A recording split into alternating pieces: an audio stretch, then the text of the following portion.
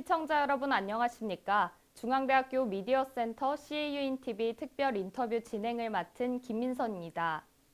저희 미디어센터가 행정부에 소속되어 운영되고 있는 만큼 대학의 전반적인 기능을 조율하는 행정부가 대학 운영의 허브이자 가장 중요한 기반이라는 점에 깊이 공감하고 있습니다.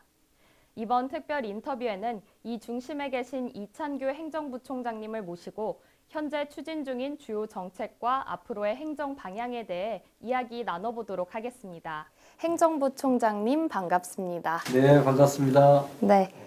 2025년 한 해 동안 중점적으로 추진하신 과제가 무엇인지 먼저 질문드리고 싶습니다. 또한 한 해 해당 과제의 성과와 한계는 무엇이라고 생각하는지 궁금합니다. 예, 제가 그 학내에서 관장하고 있는 그 부서가 12개입니다. 이게 미디어 센터를 포함해서 학교 내에서는 여러 가지 살림살이를 전부 담당한다고 보시면 됩니다. 각 부처마다 중점적으로 이제 해야 될 일들이 굉장히 많고, 그리고 특히 이제 이 미디어 센터 설립이 올해 제가 한 일 중에 이제 가장 기억에 남는 일이라고 할 수 있어요. 센터장님과 같이 우리가 CAUTV를 한번 개국을 해보자, 이렇게 이런 생각을 가지고 같이 추진해서 올해 이제 그 4월에 저희가 개국을 했는데, 그게 이제 가장 기억에 남고, 그 밖에 공간 사용 뭐 효율화라든지 첨단 공학관인 205관을 건립하는 데 대한 준비, 그리고 AI를 활용한 행정 업무 효율화, 그다음에 국제 공동 연구 추진과 교류 대학을 또 확대하는 일, 그다음에 입학 서비스를 어떻게 좀 더 친절하고 고도화 시킬 것인가, 뭐 이런 내용들. 그다음에 대외 평가가 늘 이제 우리 그 구성원들에게 미치는 영향이 크기 때문에 그거를 어떻게 이제 좀 대비하고 또 그거에 대해서 제도 개선을 할 것인지, 뭐 이런 것들. 그다음에 직원 행정을 또 그러니까 시스템화 할 것인지, 뭐 이런 것들에 대한 논의가 있었고요. 그다음에 또 구매처를 또 따로 이번에 신설을 해서 제가 업무 효율화를 했고, 또 비용 절감 같은 거를 이제 상당히 이뤄냈고, 그다음에 앞으로 이제 대학이 또 평생교육 체제로 가야 되기 때문에 사회교육처에서는 또 이제 그런 거에 발맞춰가지고 어떻게 이제 평생교육 체제를 또 구축할 것인지, 이런 또 논의가 있었고, 동문들과의 유대 강화 이런 것도 이제 대협력처에서 주로 담당을 해야 될 일이고, 그리고 또 이제 올해 좋은 성과 중에 하나는 교내 ESG를 어떻게 이제 시스템화 할 것인지, 이거에 대해서 논의를 많이 했고, 그런 성과를 저희가 인정을 받아가지고 대학신문에서 이제 교내 ESG 평가 대상을 저희가 수상을 하게 됐다고 연락을 받았습니다. 한국대학신문에서. 그리고 이제 또 하나 중요한 점은 우리가 하고 있는 여러 가지 일들, 뭐 행정부에서 하고 있는 일뿐만 아니라 또 학생들이 하는 일들, 교수님들의 성과 이런 것들을 이제 대내적으로 홍보를 하는 일이 굉장히 중요하거든요. 이제 그런 것들을 어떻게 조금 더 체계화하고 또 이제 널리 확산할 것인가, 이런 거를 찾아내는 것이 이제 저희의 주 일이고, 어느 정도는 저희가 계획했던 일은 올해 잘 마무리된 것으로 생각을 하고 있습니다. 네, 좋습니다. 한 해 동안에 정말 여러 과제를 추진하셨는데 또 이에 맞는 의미 있는 성과들을 많이 낸 것 같아서 참 중앙대를 다니고 있는 학생의 입장에서도 참 기분 좋아지는 소식이 아닐까 싶습니다. 네, 넘어가서 205관 신축 계획안에 따르면요, 2025년 11월에 205관 착공이 예정돼 있는 것으로 알고 있습니다. 기존 추진 일정에 따라 205관 신축 계획이 이행되고 있는 것인지가 궁금합니다. 예, 205관은 이제 신공학관으로 우리가 건립을 할 예정인데요. 신축에 따른 시공업체 선정이 이제 올해 12월 말까지는 저희가 이루어질 예정입니다. 그리고 2026년 2월이나 뭐 늦어도 이제 3월에는 저희가 착공을 하려고 하고, 착공을 하면 29년 6월 이내에 완공을 해서 29년 그 여름방학 동안에 다 이전을 하고, 그리고 29년 이제 9월부터는 209관에서 연구도 하고 교육도 하는 이제 그런 계획을 제가 가지고 있고요. 현재 우리 대학은 이제 2024년 10월을 기점으로 빚이 하나도 없는 학교입니다. 그러니까 부채가 제로인 학교죠. 그 사립대학에 대해서 우리 대학의 재정 건전성이 매우 양호하다.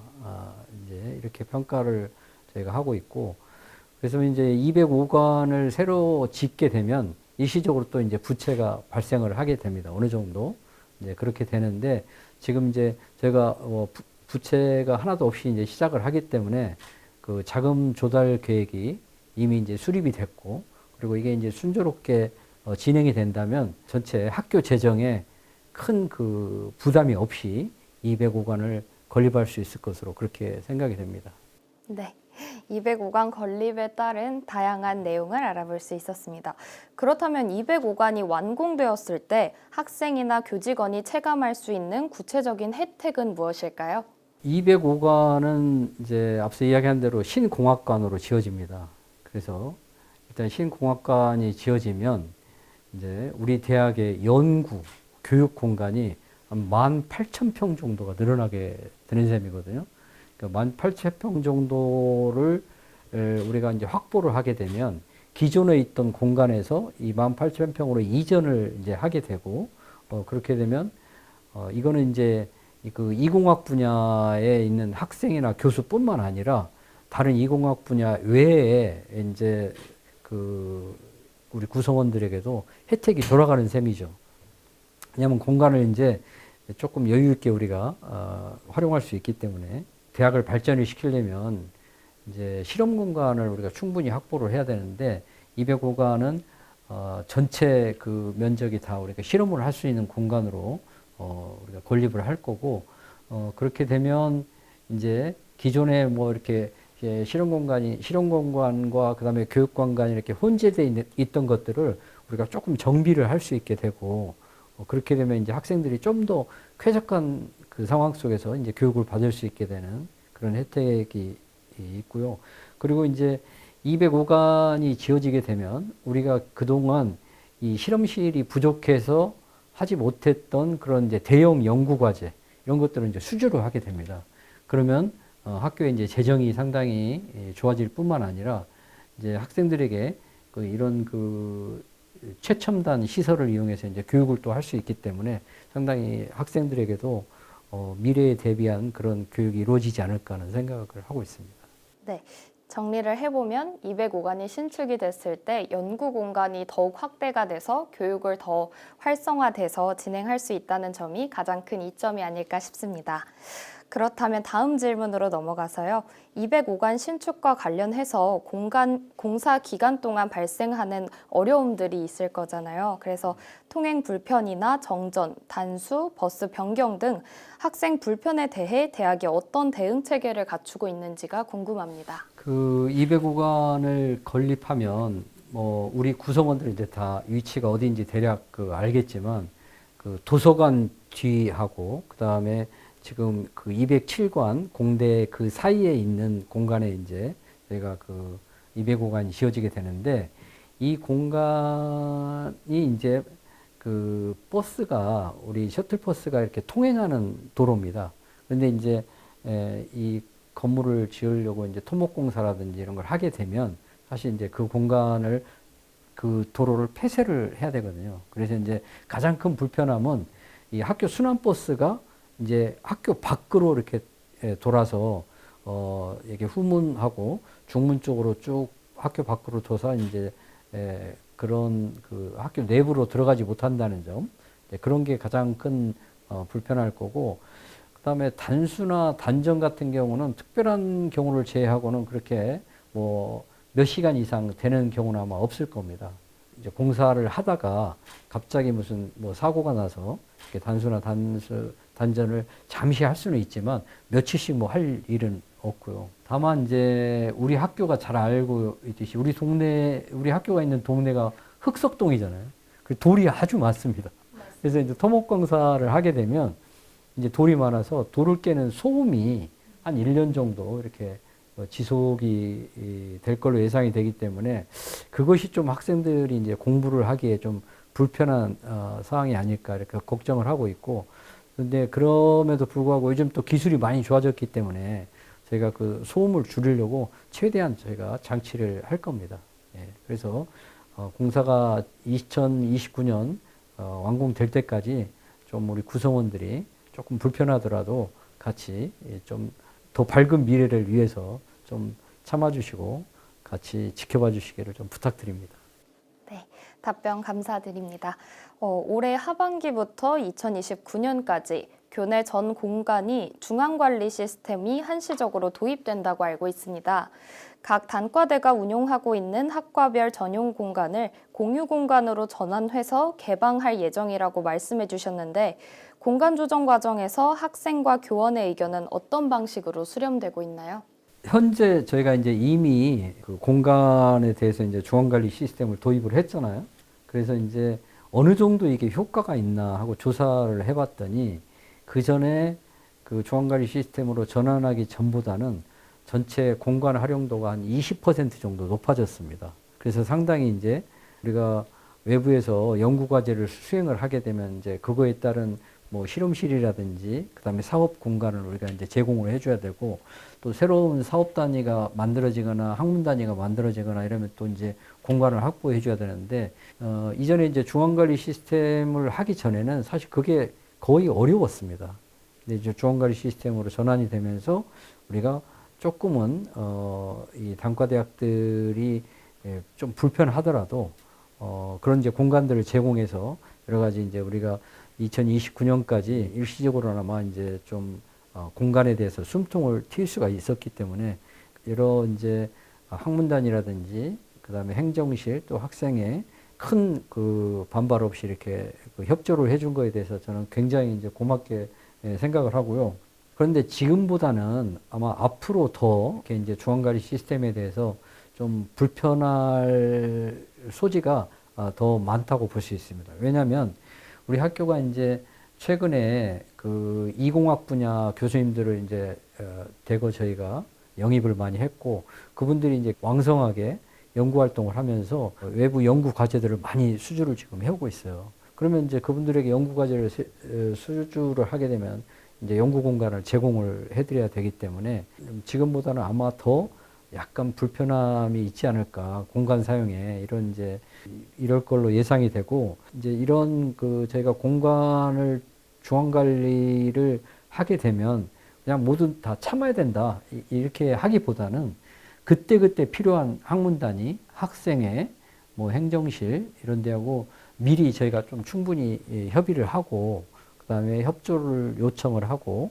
서로 어느 정도 좀 그 수용을 하는 그 상황에서 이런 공간 조정을 해 나가려고 제가 노력은 최대한 기울일 겁니다. 앞으로 29년까지 조금 더 불편하더라도 이 점도 학교 구성원들이 우리 발전을 같이 해 나가기 위해서 이제 노력하는 거니까, 누구든지 그 자기가 그냥 독점적으로 공간을 쓰는 게 편리하지 이렇게 남하고 같이 쓰는 거는 좀 불편하잖아요. 예, 그렇지만 그렇게 해야만 지금 우리가 몇 년 동안 이제 어려운 상황들을 돌파할 수 있기 때문에 그 점에 대해서는 전체 구성원들이 꼭 함께 내가 학교를 키워나간다는 생각으로 좀 양해를 해주시기를 부탁드립니다. 네.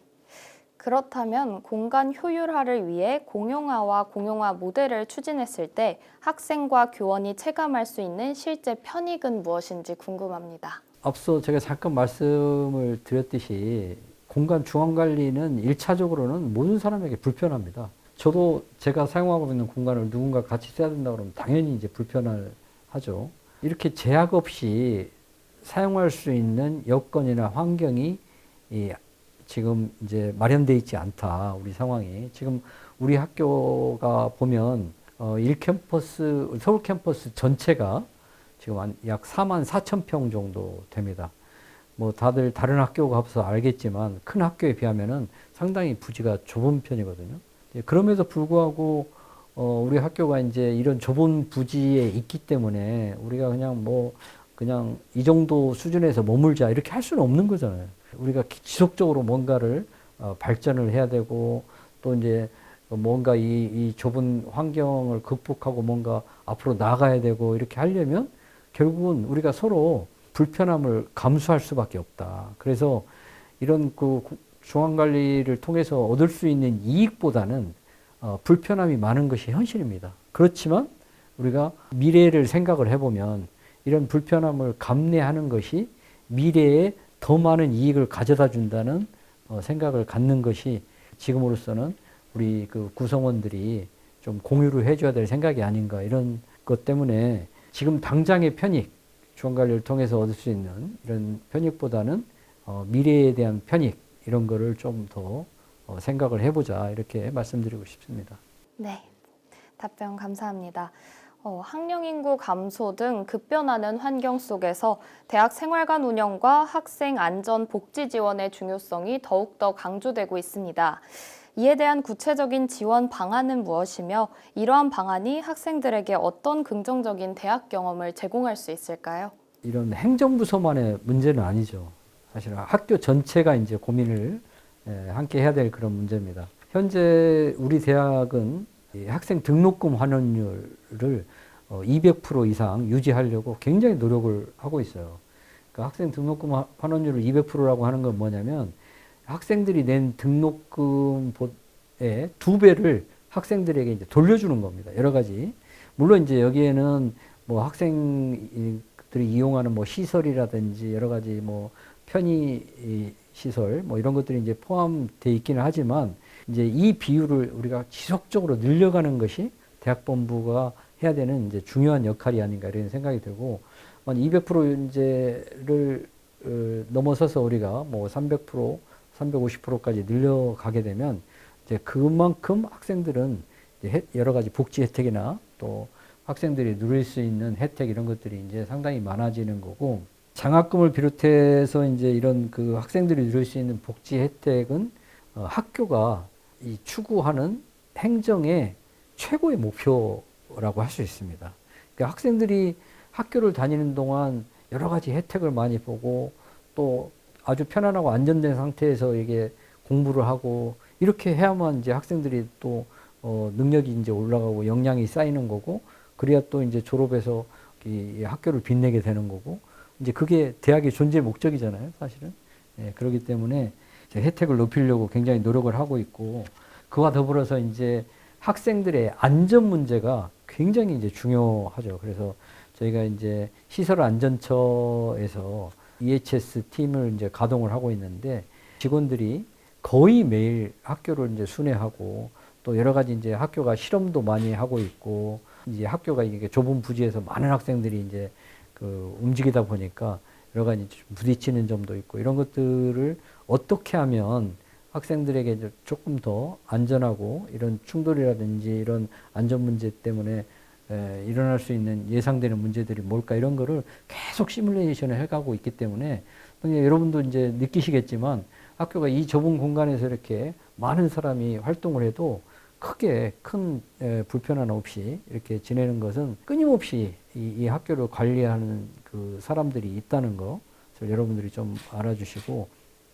학교는 지금 현재 우리가 이제 뭐 단계별로 이렇게 학교의 안전의 정도를 체크를 하고 있는데 최고 높은 수준에서 이 안전 관리를 하도록 저희가 많은 비용을 들이고 있습니다. 네, 그런 점은 안심하셔도 될 것 같습니다. 네, 답변 감사합니다. 최근 우리 학생들이 교환학생, 국제 프로그램, 글로벌 취업 등에서 다양한 기회를 확대되고 있습니다. 이런 측면에서 우리 중앙대가 글로벌 경쟁력을 강화하기 위해서는 준비 중인 변화나 지원책이 있다면 혹시 뭔지 들어볼 수 있을까요? 현재 지금 대학 교육은 그 고등교육 3.0이라고 하는 시점이 이제 시작이 됐다고 볼 수 있습니다. 그러니까 1.0은 가르치는 거죠. 그러니까 뭐 교수가 가르치고 그냥 학생들은 배우고 그리고 2.0은 이제 러닝이라고 하는 거죠. 학생들이 스스로 이제 학습을 하는 이런 단계였다면 이제 AI 시대가 되면 이게 이제 익스플로링에서 고등교육 3.0의 이제 시기를 우리가 접어드는데 저기 이제 학생들이 직접 체험을 하면서 자기화를 해나가는 능력을 이제 길러야 된다는 거거든요. 이제 이렇게 생각을 해보면 이제 익스플로링이라고 하는 그런 개념에서 중요한 하나의 축이 국제화입니다. 이 국제화가 이제 학생들 개개인의 어떤 체험의 장으로서도 이제 굉장히 중요할 뿐만 아니라 이제 우리 대학이 그냥 국내에서 좀 우수하고 좋은 대학에서 머무르지 않고 세계적인 대학으로 나아가려면 이 국제화라는 관문을 통과하지 않으면 안 되거든요.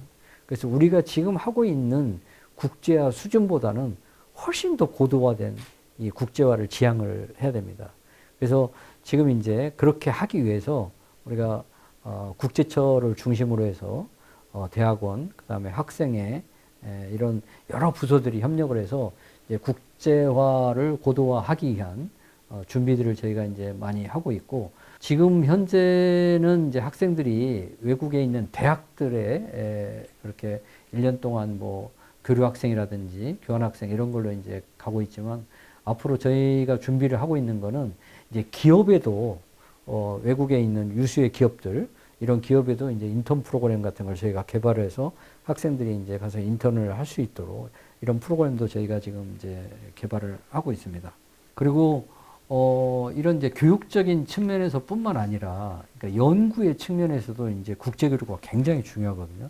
그래서 국제 공동 연구라든지 국제적인 이제 심포지움, 컨퍼런스 이런 것들을 이제 우리가 유치하고 또 참여하고 이렇게 함으로써 이제 거기에 학생들이 교수님들과 같이 참여를 하게 되고, 이래서 이제 그 경험을 쌓게 되고, 전반적인 어떤 국제화 패러다임을 그 익스플로링에 맞춰서 우리가 지금 준비를 해가고 있어서, 아마 내년쯤에는 이런 여러분들이 좀 가시적인 그 성과들이라든지 가시적인 변화를 좀 체감할 수 있지 않을까, 이런 생각을 하고 있습니다. 지금 현재 우리 대학에 약 한 4천 명 정도의 학부, 대학원, 외국 학생들이 와 있습니다.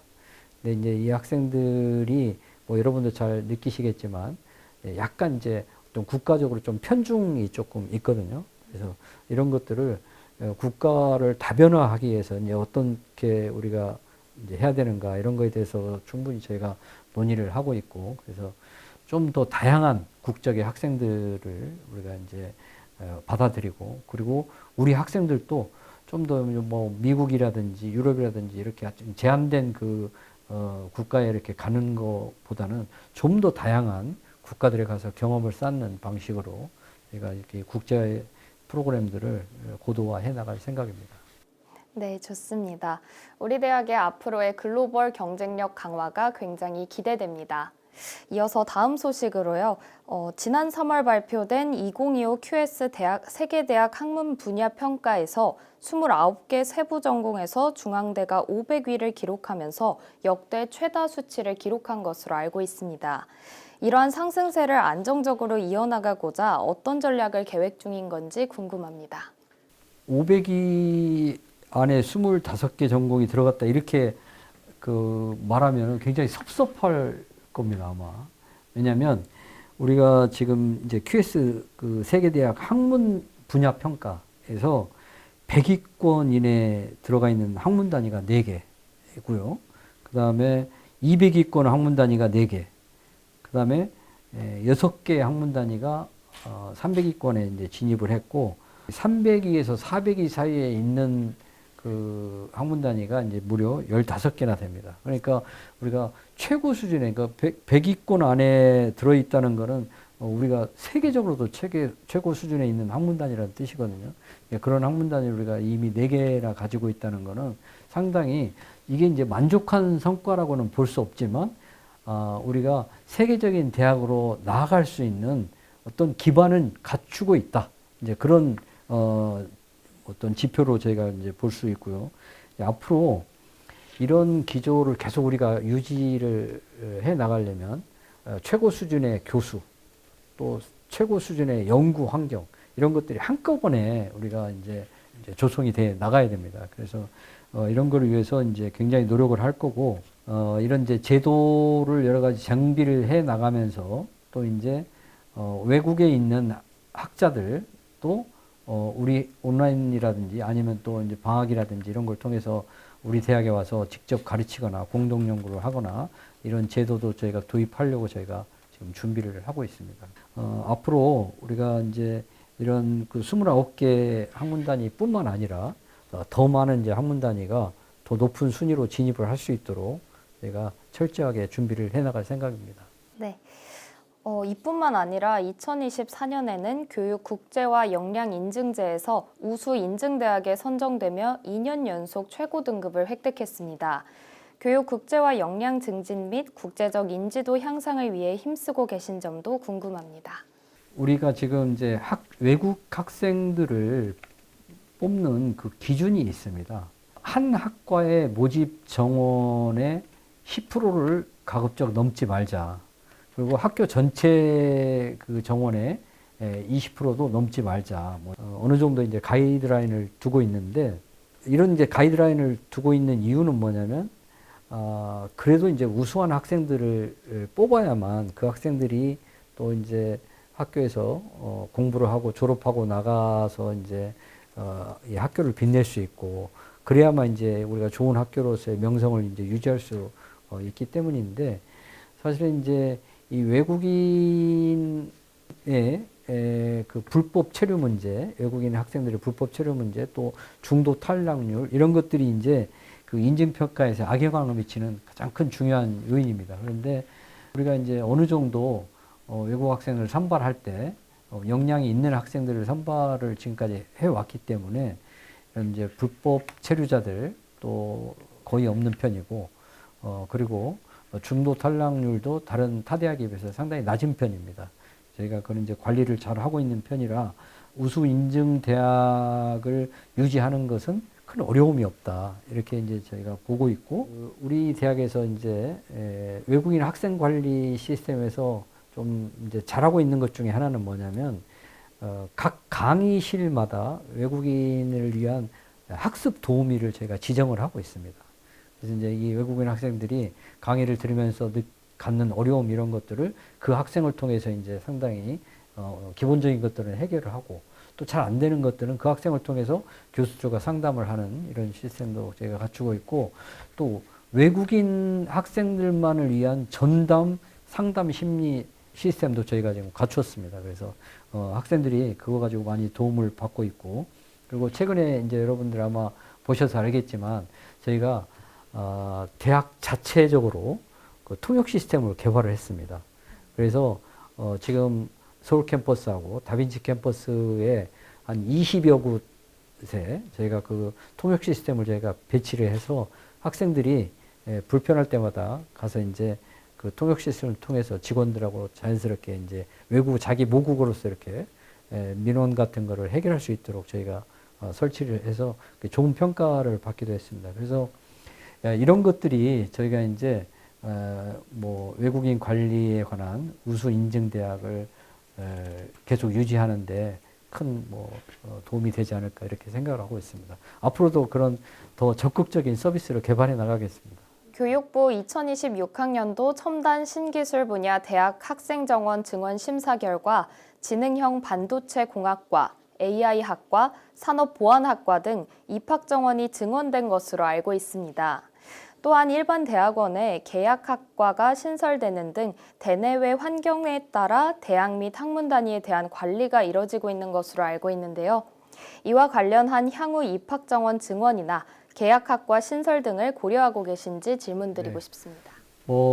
여러분도 이제 그 입학 시즌이 되면 이제 봐서 알겠지만 그 중앙대학교를 입학하려고 희망하는 그 고등학생들이 엄청 많습니다. 정말 많죠. 네네. 그런데 입학 정원은 잘 아다시피 이제 국가적으로 이제 관리를 하고 있는 그 상황이기 때문에 저희가 마음대로 정원을 늘리거나 뭐 이렇게 할 수가 없습니다.